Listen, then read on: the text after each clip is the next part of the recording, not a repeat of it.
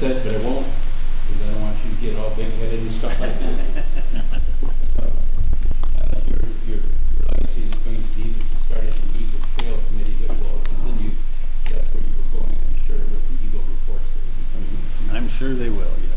Thank you for the kind words.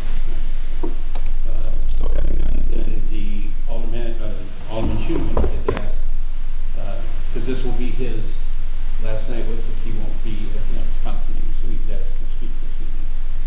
And if you don't mind, I'd like to use the podium. Sure. Okay.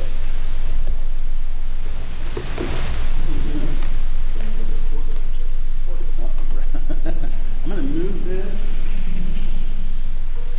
I have some things actually I'd like to share with you all tonight. And as been said, this will be my last meeting with all of you.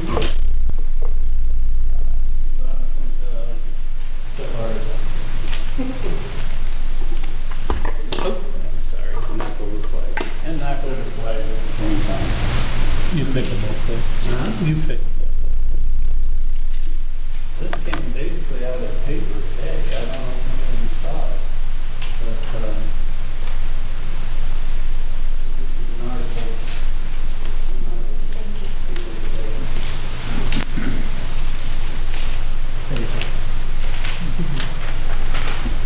And I just wanted to share that with you and share some other things with you because as I look around and look at all of you, you're all new. You know, 12 years for me went by pretty quick, but you're all new. You haven't experienced some of these things that I have, and so I wanted to share them with you. First thing, of course, would be the first vote I ever took on this council, and I know I've told the story before, but I'm going to tell it again. The first vote on this council was whether or not to spend $30 million on a new sewer plant. Kind of a slap in the face. A cold reality hits you at that point, and of course that didn't just pop up on some agenda. You know how this works. Years of dedication and preparation, negotiations, previous councils and etc., previous administrations. It all took that preparation to get us into a position where the sewer plant was going to be ready to go.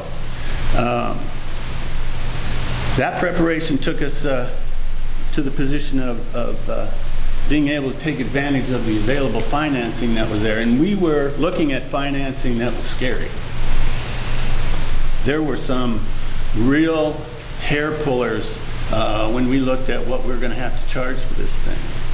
And if memory serves me now, $5 million out of the 30 was forgiven. $15 million was at zero interest, and $10 million is under 2%. And that was savings that were so significant at the time. We just passed them right along to our ratepayers, and they complain about it, of course, as you know, but they really got a break, and we got a break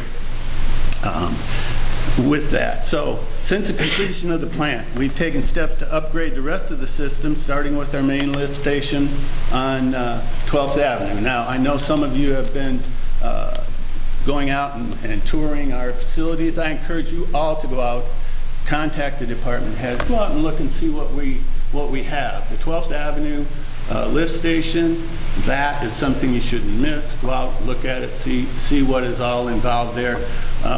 But get out and see that.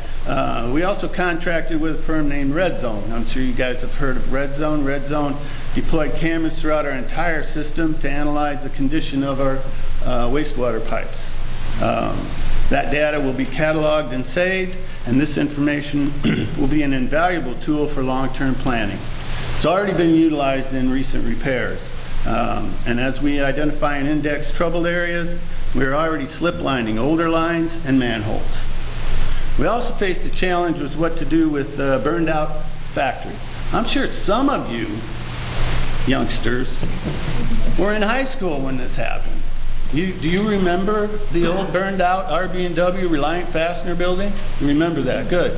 Because with what I consider lightning speed, we took down anywhere from, well, rumor has it 30 buildings, but I think that kind of tops it a little bit. We took down a bunch of buildings. We removed the contamination. We replaced an abandoned street. You ever remember that street being there before? Never. 1960 is when they closed that street. So we opened it back up. And then we created a beautiful green space with an amphitheater. The green space is now full of art, music, and community events. We have a first-class hotel, and there's also a new banquet facility that seats up to 600 people on that area. Further plans include another hotel, public restrooms, a water feature, and a skate park. The old limestone building, another abandoned riverfront property, was recently taken down. That property is currently being prepared for a development. We're also making progress on the demolition of the old micro buildings. And if you're an optimist, the shameful eyesore that sits on the southeast corner of First Avenue and 2nd Street will be renovated before you have to condemn it and tear it down. Hope springs eternal. We've become nationally recognized for our work with the Bromsfield program, and we're also recognized nationally by the APPA with multiple RP3 awards, a distinguished award. In our electric department, we've instituted a program, preventative maintenance program for the hydro plant. This was something that previous administrations had neglected. Since the installation of the new program, the result has been a doubling of the output at the hydro plant. Another appropriate upgrade would be to name the building in honor of Glenn Kuhlmeyer. I'll leave that up to you. We recently completed another major upgrade to the Avenue A substation, and something else you want to go look at. Make an appointment, go see it. We entered into a partnership with IMEA to create a solar garden. We even have the ability to generate our own electricity, which puts our city in a unique position. As you know from the handout, the state of Texas recently experienced major outages due to ice storms. They were without adequate backup generation, and their citizens spent days without power. Should we experience a major weather event and lose our primary supply, small as we are, we have the ability to keep this entire city operating with our own backup generation. We're also investing in advanced metering infrastructure. Currently, we're installing smart electric meters. Following that will be smart water meters. This will upgrade our ability to operate efficiency. The data collected from these meters will also give our residents and businesses information they can use to save on their electric and water costs.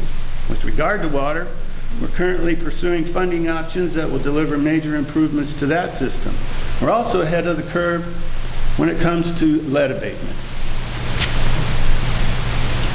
According to the state, wait a minute, that's not supposed to be that. According to experts, not the state, but according to experts, the first priority for economic development is fast, reliable internet access. Code word, fiber. Comcast has become unreliable, distant, and expensive. We recognize the need to develop our own fiber system. After the initial groundwork, we partnered with Circ Broadband to bring fast, reliable, and quality internet service to every school, business, and home in Rock Falls. Fiber rollout is ongoing. It's on track to be completed within the next year. These achievements only touch on what's been accomplished in the last 12 years. Going forward, let me identify 2 areas that you will need to pay special attention to. First is our police and fire pension. And we're often faced with unfunded mandates from the state. One of the most recent is the unfunded mandate regarding police reform. After 40 years of bullying, Speaker Madigan is gone, and the first piece of legislation from the new Speaker's office is a politically motivated bill without any funding. Some things never change. Nonetheless, these pension obligations are unfunded mandates on steroids. The most recent change, not only has the state failed to live up to its obligation, it mandates changes to the rules in midstream. The most recent changes have moved us from funding levels of 90+% to 65 with the stroke of a pen. Of course, Chicago is treated differently, and the only choice you're left with, is to raise taxes on your citizens. Perhaps a federal bailout will make a difference. Now that's a joke. The second area of management is our management of our stormwater. We live on flat, sandy ground. We have a high water table, and we sit on top of an aquifer. All this makes it difficult to dispose of our stormwater. Basement sump pumps, along with infiltration, play a part in flooding our wastewater system. Prior administrations failed to provide a retention pond for the development of the Benchmark subdivision. That has become a major problem for the people living in that area. Going forward, it is imperative to include stormwater management in any future development. We built a retention pond to service our Clearwater Industrial Park. This was done as soon as the development began. You must be vigilant in dealing with future developers regarding stormwater retention as we develop Glenn's Garden and the Schmidt property. Before I conclude, I would like to recognize and applaud our department heads for their dedication to this city. Ms. Blacker, Police Chief Culper, Nelson, Pilgrim, Fire Chiefs Larson and Cook, Mr. Simon, Ms. Hatfield, Mr. Cox, Mr. Padilla, Mr. Spinka, Ms. Jones, Mr. Searing, Ms. Conklin, and Mr. Schaefer. All of our police and firefighters and the rest of our employees. I'd also like to thank Mr. Reese for years, decades really, of sage counsel.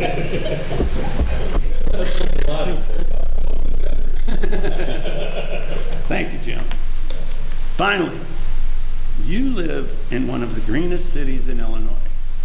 We have a state-of-the-art wastewater treatment facility, a fully functioning hydro plant, and a solar garden. We're developing our riverfront and have cultivated several prairie plots. Together with the state of Illinois, together with the University of Illinois, we created the first storybook trail in Illinois, the first one.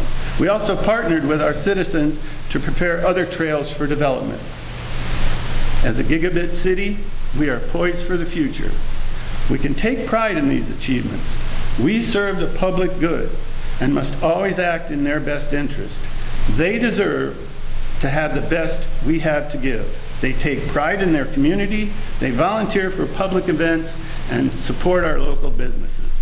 Unfounded claims, reckless information, do damage to our citizens, our employees, and our city. Take your charge seriously, and our community will be well served. I am proud to have played a small part in what has been accomplished here over the last 12 years. It is my hope that 12 years from now, you can all look back and cite similar achievements. Your Honor, thank you. I move we adjourn. All those in favor say aye.